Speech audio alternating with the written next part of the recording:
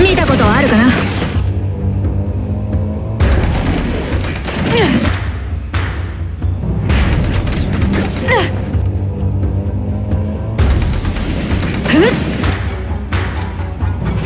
狩人の小道具さ。6308式ユニット。拘束する。見たことあるかな。ここは私の狩り場だ。The hunt is on. ノーバキャップ。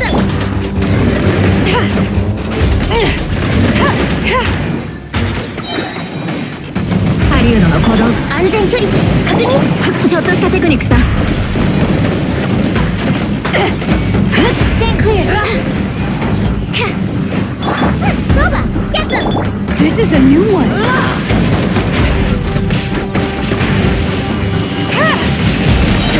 This is a new one. 話が通じないなら拘束する。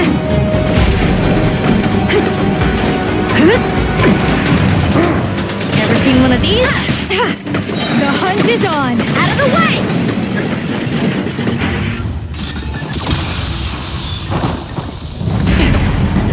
Ever seen one of these? Absorption test. I never asked for redemption. 爆発するよ。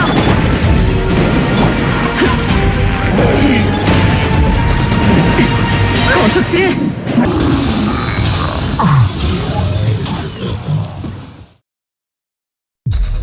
Alright, we're going to be looking at Aloy, who is currently a PlayStation exclusive character. She's pretty damn strong, and if you want to get her on PC and mobile, you're going to have to wait until Genshin 2.2.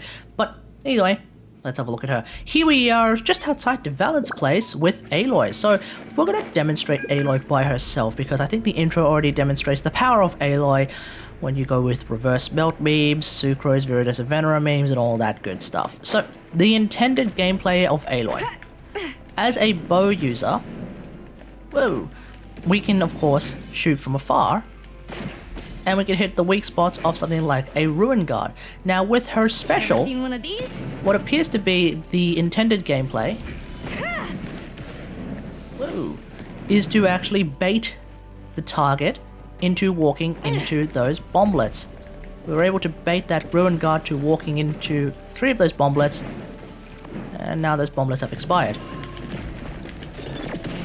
The hunt is on. But when you hit 4 of those bomblets, or rather when they hit 4 of those bomblets, she becomes a cryo mage, i.e. her basic attacks start to become cryo damage basic attacks, which basically of course turns it into a mage. And you may have noticed that her ultimate came back really quickly. She has a very low energy ultimate.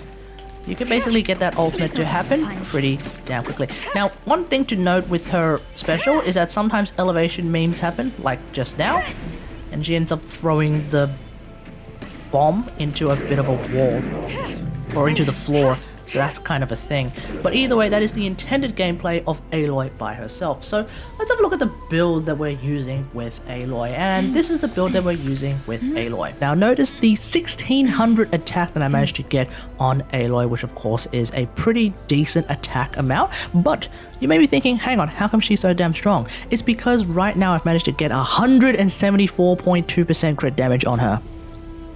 Yeah. There's a lot of crit damage. So that's going to be very good for someone like Aloy. Alongside that, a 50% crit rate. Hell yeah, I think that's going to be 100% fantastic. Now, Aloy's Ascension actually brings along cryo damage bonus rather. So our cryo damage bonus is sitting at 83.3%. Very strong.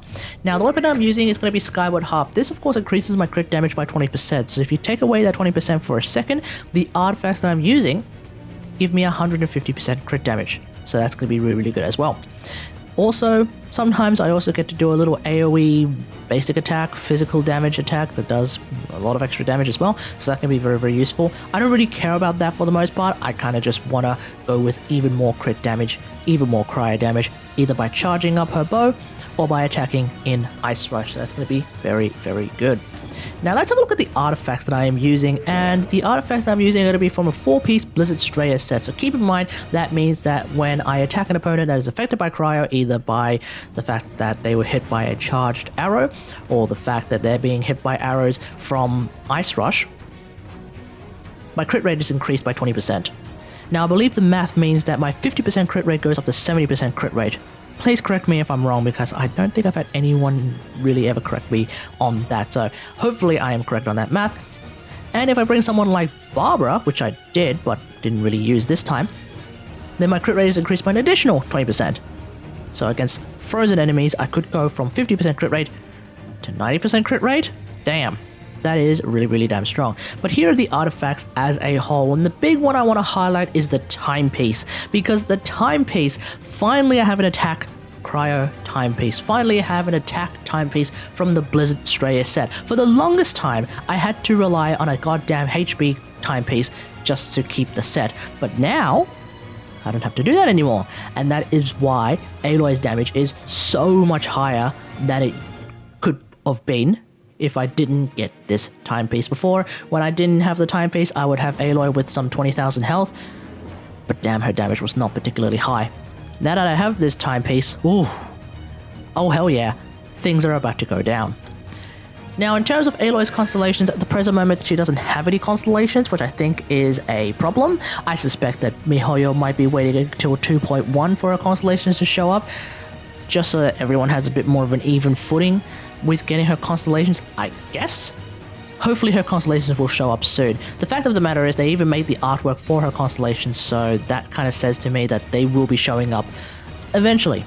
But as of right now, as far as I can tell, Honey Hunter doesn't even know what her constellations are, so I have no real reason to believe that her constellations are coming. I'm just hoping at the moment that they will show up eventually. In terms of her talents, I've currently got her at 767, and the reason why is because her talents do require something known as the Molten Moment. And you can only get the Molten Moment from the newest weekly boss, who is of course Signora.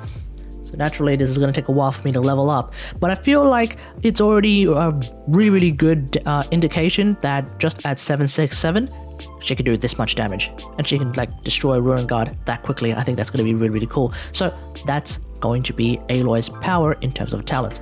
So that's pretty much it. Really powerful and somewhat straightforward character. If you're not going to be using someone like Sucrose, then you do have that added mechanic of baiting enemies into those chill water bomblets. That's going to be really good for her in order to activate that Ice Rush moment. And that's why bringing someone like Xiangling and Sucrose is actually really good for Aloy.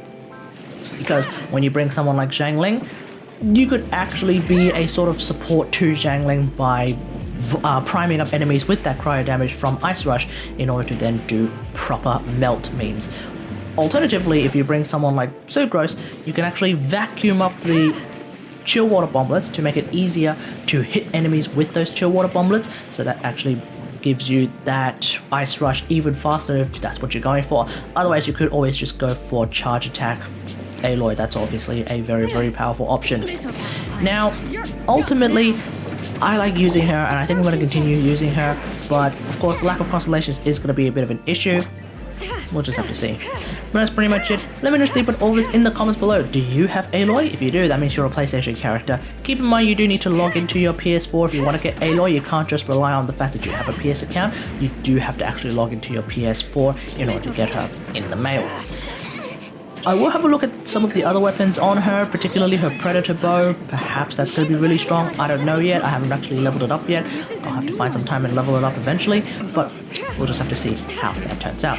That's pretty much it. Hope you guys enjoyed. If you like this video, hit that like button, subscribe for more Genshin Impact action, and until next time, I'll see you guys later. Thanks for watching. Bye. Now you've got me worked up. The hunt is on! Look at me. Prepare yourself. Let the show begin.